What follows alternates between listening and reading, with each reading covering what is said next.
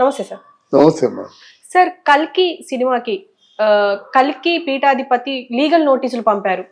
అయితే ఈ లీగల్ నోటీసుల గురించి మీరేమంటారు సార్? అంటే కరెక్టే అంటారా లీగల్ నోటీసులు ఇవ్వడం? దాన్ని సమర్థించడమ్మా. సినిమాలా చూడాలి, అంతేగాని ఆయన ఎందుకని అనుకుంటున్నాడు ఆయన. ఇప్పుడు ఆయన కల్కి పీఠాధిపతి కరెక్టే, కానీ ఆయన ఎందుకు అనుకుంటున్నాడు అది యథార్థ కాదని. సినిమా బాగుండడం కోసం కర్ణుడు పాత్ర తీసుకుంటారు, సినిమా బాగా టచ్ అవ్వడం కోసం కుంతీదేవి పాత్ర తీసుకుంటారు. లేదు కుంతి ఎలా చేయలేదు, లేదు కర్ణుడు ఎలా చేయలేదు అంటే దాన్ని సొసలైజ్ చేస్తున్నాడు. బహుశా దీనికి డిస్క్లైమర్ కూడా పెట్టే ఉంటారు, పెట్టారు కదా. డిస్క్లైమర్ చూడకుండా మాట్లాడితే ఎలాగవుద్ది? ఇప్పుడు ఇంత టాప్ రేంజ్కి వెళ్ళిందంటే ఆయన ఒక్కడికి తప్ప ఆ భావన ఇంకెవరికి కలగలేదా? 1000 కోట్లు వసూలు చేస్తుందంటే 1000 కోట్లు కూడా 1000 కోట్ల మంది కూడా అంటే ఇంతమంది ఇన్ని కోట్ల మంది కూడా సమర్థిస్తున్నట్టే కదా.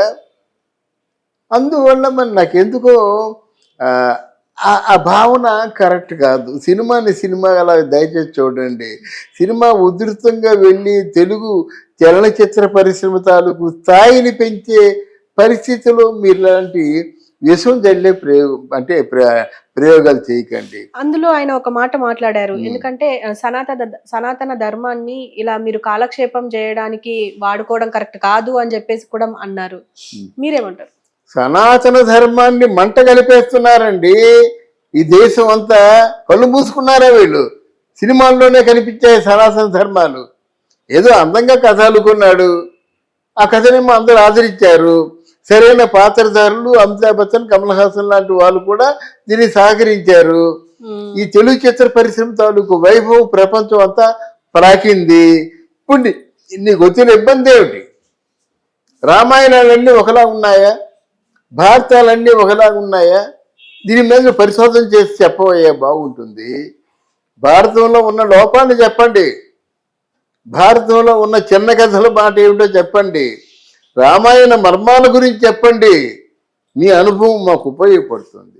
అదే సినిమాలో ఏదో వాళ్ళు జనాకర్షణీయంగా పాత్రలను తీర్చిదిద్దుకొని చేసినట్టయితే మీతో సంబంధం ఏమిటి?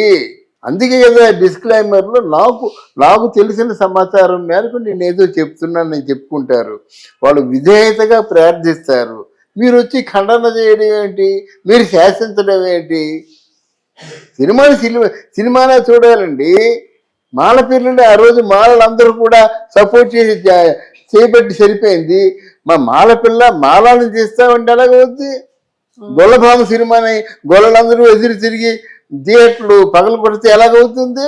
అది సినిమాలో చూశారు. రైతు బిడ్డ సినిమాలో చూశారు. అంతేగాని సినిమాలో చూడకుండా దాని మూలాలకు పోతే ఎలాగవుతుంది? మూలాలు మాకు అవసరం లేదండి, వినోదం మాకు కావాలండి. మీ సినిమా చూడగలుగుతున్నామా లేదా మాకు కావాలండి. మంచి సినిమా చెడ్డ సినిమా కావాలండి. సక్సెస్ఫుల్ సినిమా ఫెయిల్యూర్ సినిమా మాకు కావాలండి. సక్సెస్ఫుల్ సినిమా అంటే మా ఇంటిల్లు పాది 1000 రూపాయలు ఖర్చు పెట్టుకుని వెళ్ళి ఫ్యామిలీ అంతా హాయిగా ఎంజాయ్ చేసి మంచి సినిమా, మంచి కాస్ట్లీ సినిమా చూసామని తృప్తితో వస్తామండి. ఇది మీరు ఇలాగ ఆలోచించారు, కానీ నోటీసులు ఇచ్చారు. So what? ఏమవుతుంది? అది చెప్తాడు. నాకు తోచిన వరకు సినిమా అంటే అది అంటే క్రియేటివ్ జాబ్. అది ఫిక్షన్లా చూడండి. నేను రామాయణం చేస్తున్నావు అని చెప్పలేదే. నిన్న కాక మొన్న ఆదిపురుష్ సినిమానేమో ఆవిడ చెడగొట్టేసారి పట్టుకొని. అప్పుడు మాట్లాడచ్చు కదా, ఒరే నీ వల్ల సినిమాలో 500 కోట్లు నష్టం అయిపోయిందిరా అని పూర్తిగా ఏదో చిన్న భిన్నంగా మొత్తం అందులో లోపాలన్నీ తీసి వాడేం తెలుసుకుంటాడు కదా. మనమేం తెలుసుకుంటా? రామాయణం ఫెయిల్ అయిపోయింది కనుక ఎవరికి అది పట్టించుకోరు కదా. అయినప్పుడు కూడా 500 కోట్లు కలెక్ట్ చేసింది ఆదిపురుష్. చెప్తానన్నమాట. సంబంధిత చిత్రాలు, సంబంధిత వ్యవహారాల గురించి మీరు మాట్లాడండి. అంతేగాని ఉధృతంగా తన స్థాయిని పెంచుకుంటూ ఎదిగిపోతున్న సినిమాల గురించి మీరు ఎవరూ మాట్లాడొద్దు. నోటీసులు ఇచ్చారు, వారు అటెండ్ అవుతారు, వాళ్ళు సమాధానం చెప్తారు. కాదంటే ఇదంతా అప్పుడు కొంతమంది మనోభావాల్ని మార్చుకుంటారు. ఒరే సినిమా అంతా ఏదో కుక్కుడు స్టోరీ అట్ట, అందులో యథార్థం లేదట అన్నారు. యథార్థం ఉందని మీరు నమ్మట్టే సినిమా ఆదరించారు. మీ నమ్మకాన్ని కానీ వాళ్ళు పొందలేకపోయినట్టయితే సినిమా డెఫినెట్గా ఫెయిల్ అవుద్ది. అసలు ఎందుకు అంటారు ఒక సినిమాని సినిమా లాగా చూడలేకపోతున్నారు? ఈవెన్ పీఠాధిపతులు లాంటి వాళ్ళు కూడా అసలు ఆయన ఆ సినిమా చూసారో లేదో కూడా తెలియదు, కానీ ఆయన డైరెక్ట్ గా అందరికీ నోటీసులు ఇచ్చారు. అంటే సహజంగా వీళ్ళు ఎలా చేస్తారని కాదు, కానీ సహజంగా సినిమాలు మంచి ఉధృతంగా ఆడుతున్నప్పుడు ఎవరో వస్తారు, ఆ కథ నా కథే అంటాడు, నోటీస్ ఇస్తాడు, వెళ్తారు కోర్టుకి, బాబు ఏదో డెబరేజ్ ఏం కావాలో చెప్పంటే 10 కోట్లు కావాలంటాడు, 10 కోట్లు ఇస్తారు. అంటే వీళ్ళు అలా చేస్తారని కాదు, సహజంగా గొడవలు పెట్టే వాళ్ళందరూ అలా చేస్తారంటున్నాను. అంటే అంతకు మించి ఏముంటుంది? ఇప్పుడు సినిమాను మార్చి తీయలేరు కదా.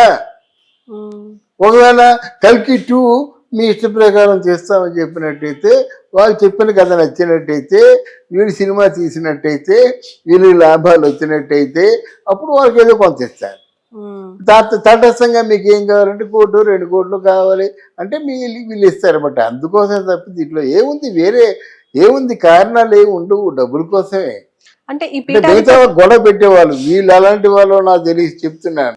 ఈయన ఏం ఆశించి కేసు వేసి ఉండొచ్చు? ఏం ఆశించి కాదు, అది వాళ్ళంటూ ఒకరు ఉన్నారని వాళ్ళ ఊరికి బయటికి తెలియాలని ఒకటి.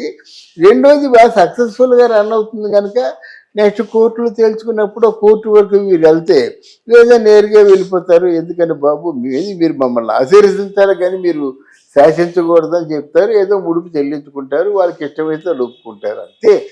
బేరసారాల కోసమే చేస్తారు అందరూ. మరి వీళ్ళు ఎలాంటి వాళ్ళు నాకు తెలియదు. మంచి వాళ్ళైతే ఒక దండం, చెడ్డ వాళ్ళైతే చెప్తాం, బాబు ఈ సినిమాకి మీకు సంబంధాలు లేవురా అని చెప్తాం.